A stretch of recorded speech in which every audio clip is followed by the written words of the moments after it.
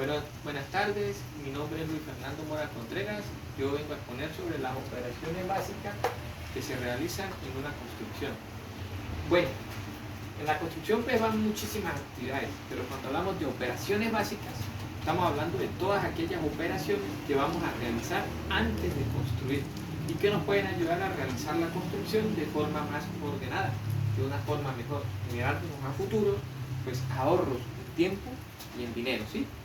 Dentro de las operaciones básicas que se realizan en una construcción podemos denotar principalmente todas aquellas operaciones que debemos realizar a manera de oficina, ¿sí? Me refiero a todo lo que son documentos, movimientos de tierra, planos topográficos, de topografía original, topografía modificada, estudios de suelo,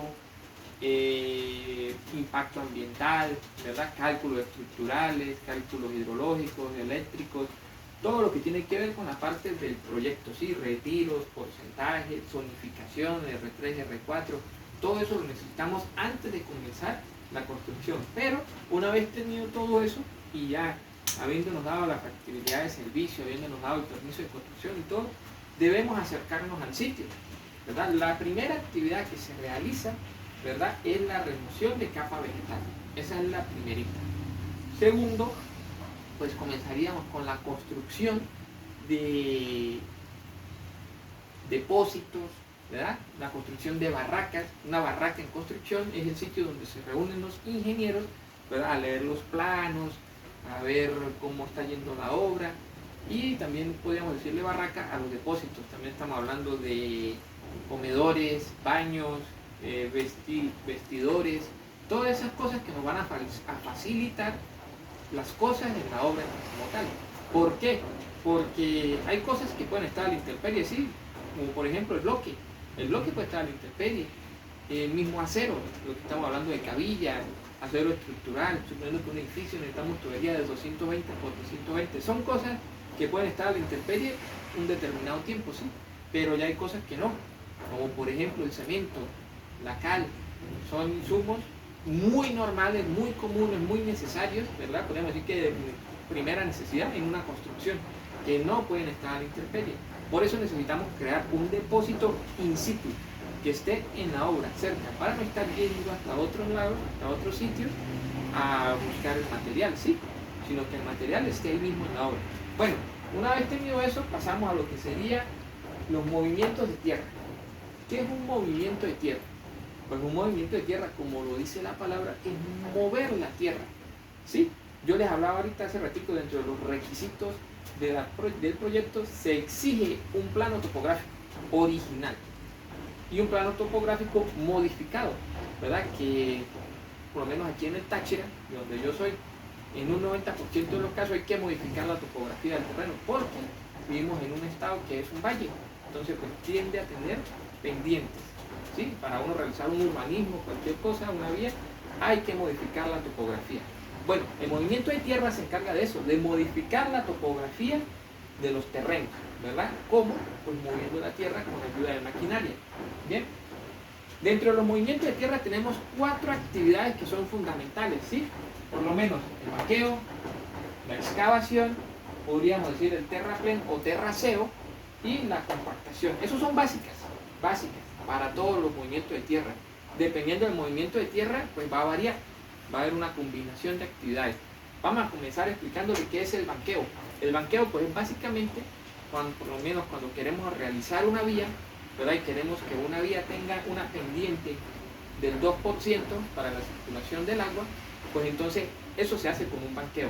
El topógrafo va a decir, dependiendo de los niveles del terreno, si tenemos una cota, un ejemplo, 1009 sobre el nivel del mar y queremos llegar a 1100, y entonces en unas partes tenemos 1105, perdón, 1100.5, 1100.2, y así serían 20 centímetros, 50 centímetros de más.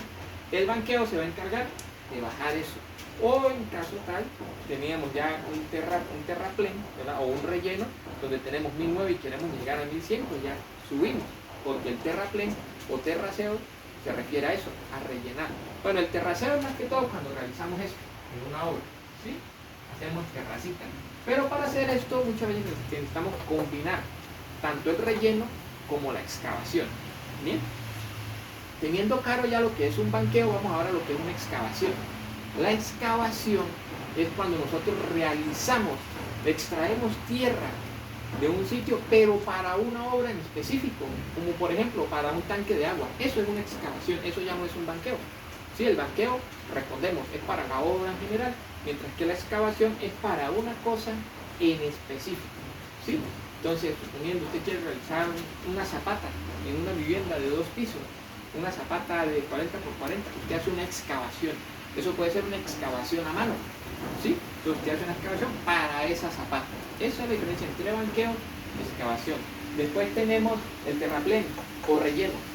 Es básicamente rellenar. Por lo menos en las terrazas se utiliza muchísimo, ¿verdad? Lo que es el relleno o terraplén. Después tenemos la compactación. La compactación es básicamente aplicar fuerza sobre el terreno con ayuda de un martillo metálico o una plancha metálica, ¿sí? De forma cíclica. ¿Esto qué va a hacer? Aplicar peso sobre el suelo va a hacer que las partículas del suelo se acomoden, porque recordemos que el suelo está compuesto de partículas. ¿Qué partículas? Partículas sólidas, partículas de agua y aire. ¿Sí? Tiene estas tres. El suelo está compuesto de estas 3 peculiaridades. Bien, entonces, cuando nosotros aplicamos presión sobre el suelo, las partículas se acomodan, desalojando el aire y el agua, pero no completamente. Entonces la compactación nos va a ayudar a que las partículas del suelo se acomoden, generándonos mayor resistencia en el suelo, ¿sí? Después de eso, pues, tenemos la medición. En tierra, ¿verdad? Cuando estamos hablando de suelos, de movimiento de tierra, los suelos se miden por área, ¿sí? Por volúmenes, en metros cúbicos. Entonces, estas mediciones generalmente también las hace un topógrafo o el ingeniero civil residente lo hace por método de áreas. Simple es, un cuadrado va a ser por altura, o un triángulo va a ser por altura, dividido entre 2. Son áreas simples, pero se hacen así, todo es por área. Y después calculamos los volúmenes, ¿sí? Que el volumen por lo menos de un cilindro, pi por el radio al cuadrado, entre 2. Creo que esa era la fórmula del volumen de un cilindro. Entonces así podemos ir calculando los volúmenes de tierra que se necesitan o que estamos sacando. ¿Bien? Hablando de volúmenes de tierra, nos vamos a conseguir con algo llamado esponjamiento. En la tierra, en el suelo, hay esponjamiento. Cuando uno hace movimientos de tierra, la tierra se esponja. ¿A qué se refiere este esponjamiento? Pues si usted escucha la palabra esponja, o sea, ¿qué hace una esponja? La esponja absorbe y crece, ¿sí? Bueno, en este caso, pues el suelo no va a absorber nada, pero sí va a crecer. Cuando nosotros sacamos un volumen de tierra, ese volumen va a crecer. Si nosotros lo sacamos y lo queremos volver a meter en el sitio, va a sobrar tierra. Eso se denomina esponjamiento, ¿sí? Y eso se calcula en las obras. Según las normas Covenir, nos dice que es un 1.30. Eso quiere decir que es un 30% más. Ese 1.30 nos indica que es un 30% más del volumen original. ¿Ok? Pero existe una forma de uno medirlo in situ, ¿sí? Se hace una prueba in situ para ver cuál es el esponjamiento que hay en ese movimiento de tierra. Es simple. Nosotros realizamos el corte, ¿sí? La excavación, después la cargamos en un camión y medimos el volumen. Bueno, previamente medimos el volumen del camión y medimos el volumen de la excavación que nosotros realizamos. Y ahí procedemos a medir la masa. Bien, ahí nos vamos a dar cuenta, por diferencia, nos vamos a dar cuenta cuál es el coeficiente de esponjamiento. Entonces ahí vamos a decir, no, miren, con esta misma masa, en un volumen determinado, pues resulta que tengo aquí en este volumen, que es el mismo, me sobra masa. Entonces ahí vamos a sacar lo que es el coeficiente de esponjamiento. Pero para esto pues ya existen tablas, ya está tabulado. Las tablas dependiendo del tipo de suelo. Pero claro, recordemos que los suelos no son 100% puros. Los suelos siempre están combinados de partículas de arena, partículas de limo, partículas de arcilla, partículas de grava. Entonces las tablas nos traen el porcentaje de esponjamiento por partícula. Entonces siempre es bueno, siempre es recomendable hacer la prueba in situ. Bueno, para nosotros realizar todas estas actividades necesitamos maquinarias. La maquinaria la podemos dividir en maquinarias pesadas y en maquinarias manuales o livianas, ¿sí? O vamos a llamarle maquinarias automotores, sea, que se mueven por sí solas, y maquinarias que ya son manuales. Las maquinarias las podemos dividir en varias. Por lo menos tenemos maquinarias para excavación. La maquinaria para excavación puede ser un jumbo, un retroexcavador, un bulldozer, o mejor conocido como excavadora, que es la que tiene solamente una pala hacia adelante y va empujando. Estas máquinas pueden ser de caucho o pueden ser de oruga. Todo depende de la exigencia de la obra, del terreno en el que nos encontramos, ¿sí? Después de eso tenemos también maquinaria de nivelación, ¿verdad? La maquinaria de nivelación está el patrol, que es esa máquina que tiene una palita en la mitad y nos ayuda a nivelar el terreno. Se utiliza muchísimo en vías. Cuando queremos hacer una vialidad, un patrol, a juro, ¿verdad? Tenemos también maquinaria de compactación, que podríamos hablar de un rodillo liso y un rodillo dentado. Bien, ¿dónde se va a utilizar cada uno? Pues el rodillo liso generalmente se utiliza en obras donde el suelo está compuesto por partículas finas, llámese limo, llámese arcilla o llámese arena. Bien, pero son partículas finas, y donde la partícula es más gruesa, generalmente se utiliza más el rodillo dentado, que vulgarmente le dicen en la calle, en el campo de trabajo, le dicen pata de cabra. Bien, entonces esa es la diferencia entre los dos rodillos, pero los dos nos van a ayudar a compactar. También los rodillos vienen por peso, ¿sí? Algunos pesan 2 toneladas, otros pesan 5, otros pesan 10. Todo depende de las exigencias del trabajo que vamos a realizar.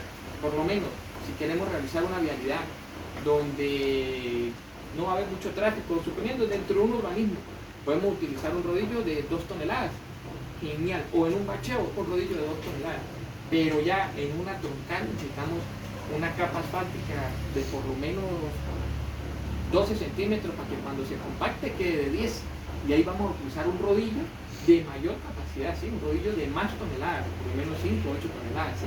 Que soporte, que el suelo ayude al suelo a agarrar esa resistencia que él necesita.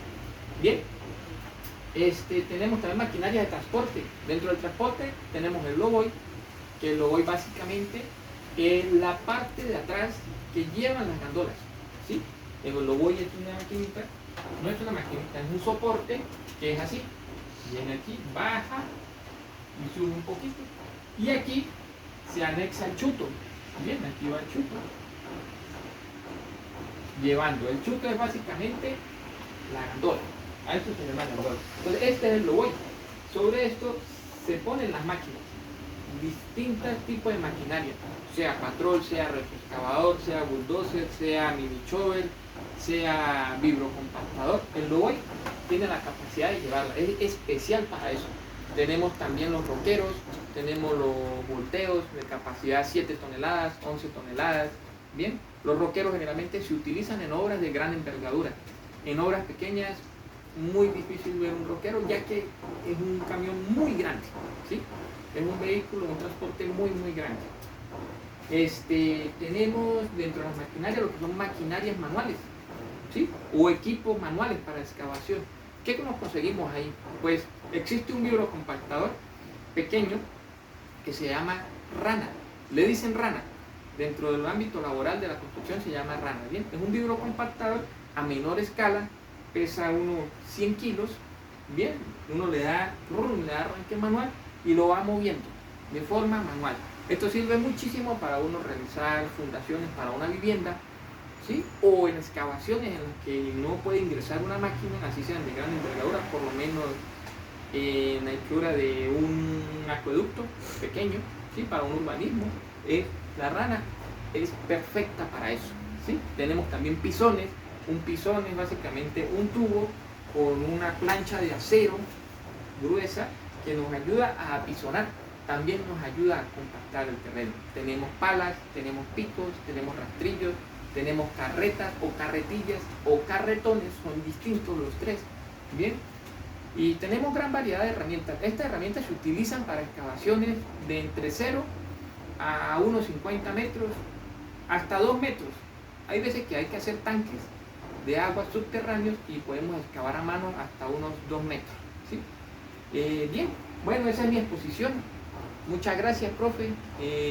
Quería hacer esto en grupo, pero no conseguí compañeros. Los compañeros que asistieron conmigo a las clases, ya ellos ya tenían grupo. Yo les escribí como a 3, ya tenían grupo. no pude formar grupo con ellos, y con mis compañeros aquí en San Cristóbal, pues ninguno me respondió, creo que ninguno hizo la actividad, o por lo menos conmigo no se hicieron hacerlo. Muchas gracias, profe, hasta luego.